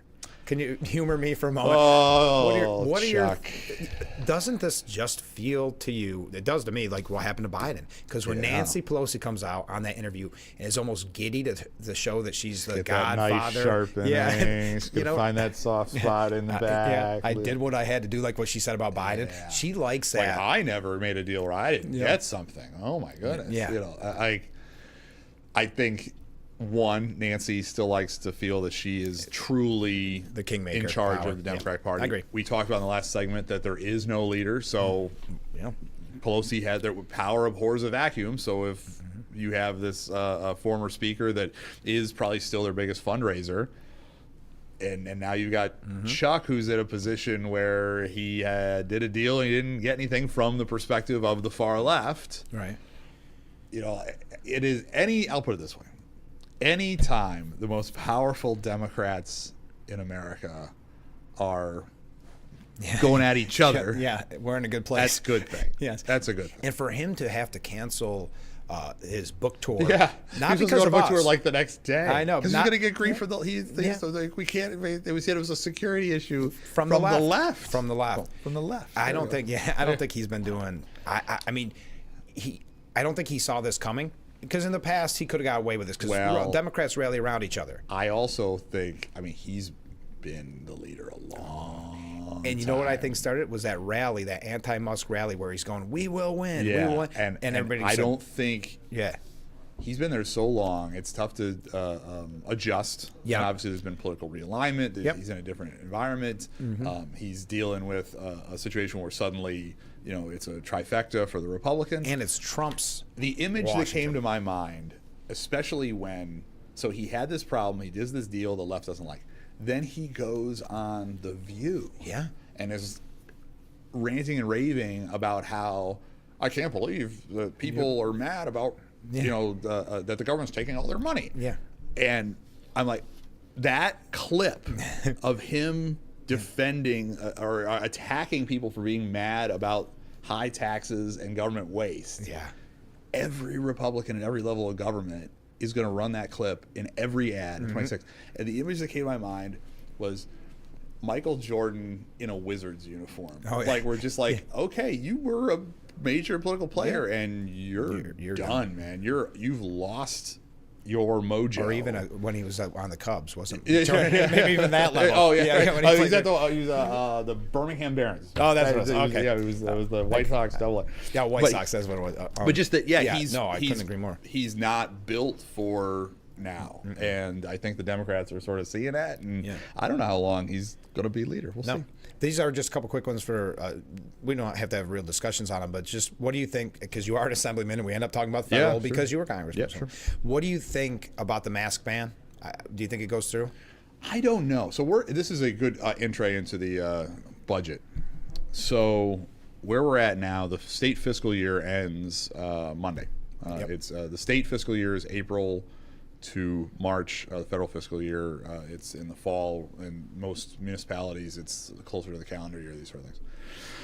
So, but we end the fiscal year on Monday. I'm a little surprised, actually, that I'm in Corning today. I thought I'd probably be stuck in Albany right now. We're going back Tuesday, first thing in the morning. And the way the state does the budget is it's 10 budget bills. In each section of the government, we've done one. Okay. One down. So there's still 9 to go. And I haven't seen them. Mm-hmm. We've seen the governor's proposal. We've seen the assembly's proposal. We've seen the Senate proposal. But those final negotiations are the so-called 3 people in a room. Mm-hmm. And so I have not seen budget language for the other 9 budget bills. And what tends to happen, and we'll see if it happens again, is as they sort of figure out the less controversial portions of the budget, to bring up the vote on them, and there won't be as much of this policy stuff, whether it's the mask ban or the cell phone ban or discovery reform or any of these other issues that are floating out there. And then they get to the 10th bill, and it's the last bus leaving the station. Yeah. And they end up calling it usually the big ugly. Yep. Because they dump all the stuff in at the last minute, and you see what happens. So those negotiations are still going on. Again, I have not seen bill language. We've done 1/10 of the budget bills. I'm not even going back to Albany till after the fiscal year ends. Yeah. So clearly, it is going 90% of the budget is going to be late. And by the way, the one we voted on was completely non-substantive. It was like a debt payment bill. So the budget is completely late, effectively. So asking your prediction on what's going to happen is probably no sense. Meaning making it by the 1st. Oh, we're not going to make it by. I know that. Yeah. I know the budget will be late. I can tell you news. with 100% certainty, since the assembly does not come back into session until 9 a.m. on April 1st. Yeah. The budget will be late. I know that for 100% solid truth, and we'll see what mechanism they want to use to avert a shutdown. Usually, it's they extend it in a clean way for a couple days, and that usually gets a broad consensus. But sometimes governors play games with that too, and they extend it for longer, or they put something ideological in there, and these sort of things. So I will be waiting with great interest all of the bill language, and I take it very seriously. I mean, what I do is I know sort of generally what bills might come up in a particular week when the bill language is brought forward, or the agenda for the committee I'm on, or the calendar is released, usually Friday, late Friday.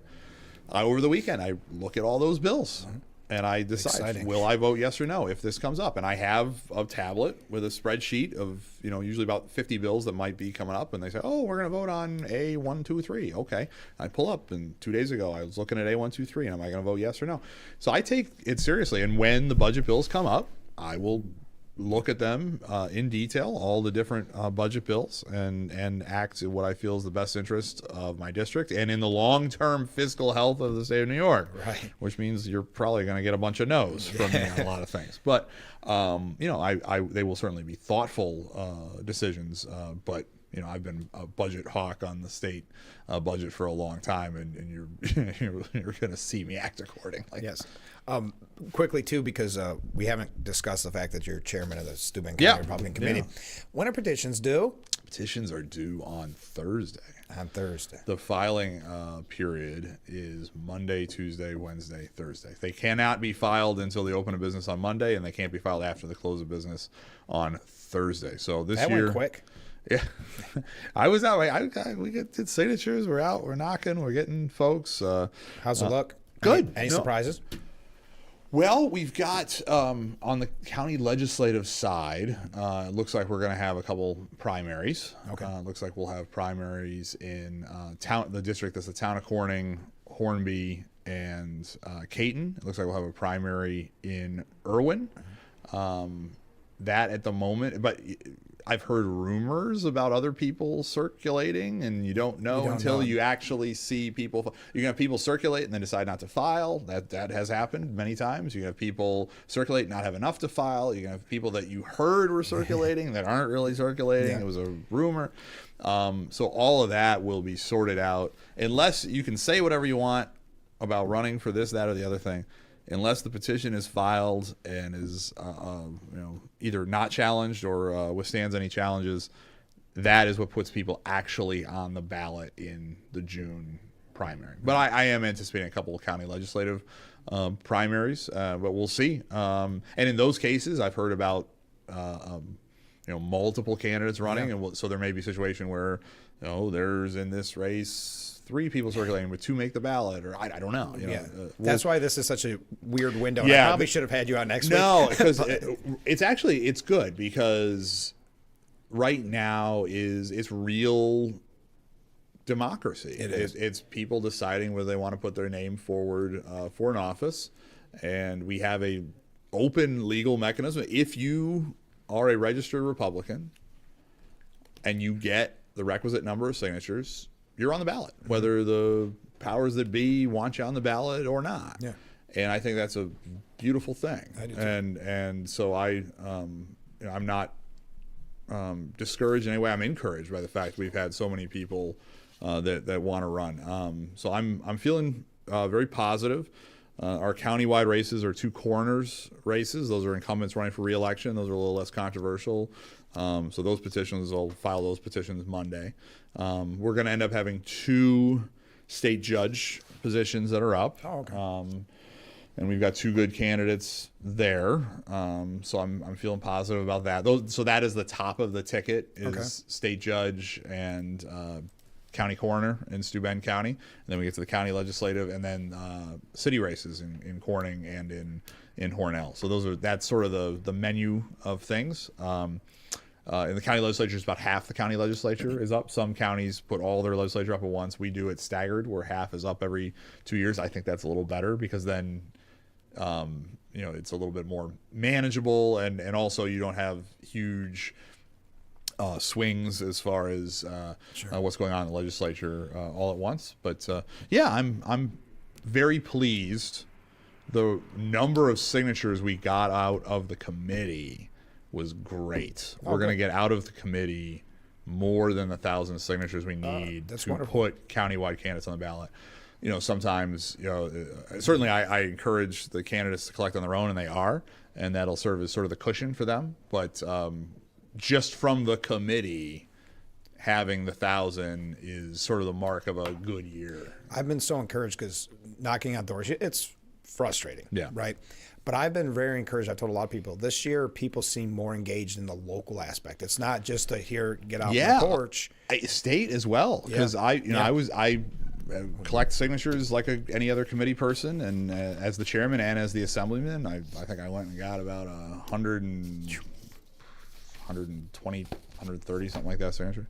And I did, I'll go get some more too. I'm not done, but so far I've done it in Canisteo, where I live, and I've had people, I'm walking down the street, they walk out of their house and I see their assemblymen walking down the street and they ask me questions, or when I knock on their door, they want to talk about things that are happening at the state level. I was walking down the street and I had a corrections officer see me literally pull up and want to talk about the situation in the state correctional facility. So being out and about among the people is the best way to represent the people.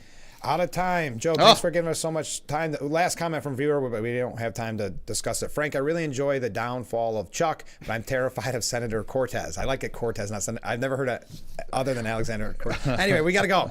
Thank you to Lulu. Happy birthday for being on. Happy birthday, Lulu. And thank you, Joe. We'll talk to you soon. All right. This has been Frankly Speaking. See you Monday morning at 6.